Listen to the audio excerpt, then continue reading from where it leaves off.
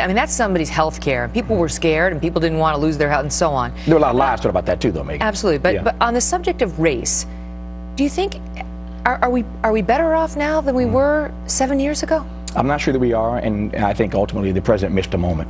What we try to lay out in this book, The Covenant with Black America, 10 years later, is that on every leading economic issue, on the major economic issues, Black Americans have lost ground in every one of those leading categories.